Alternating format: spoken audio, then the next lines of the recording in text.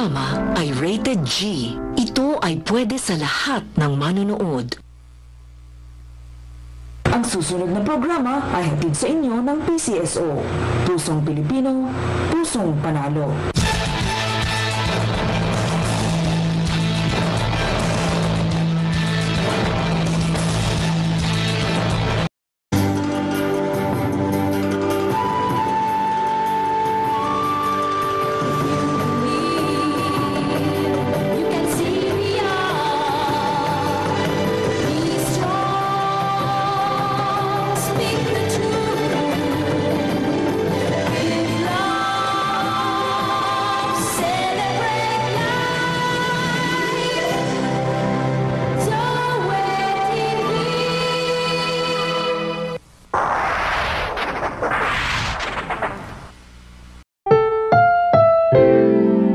Susunod na programa ay rated PG. Ito ay nangangailangan ng patnubay at gabay ng magulang para sa mga batang manonood.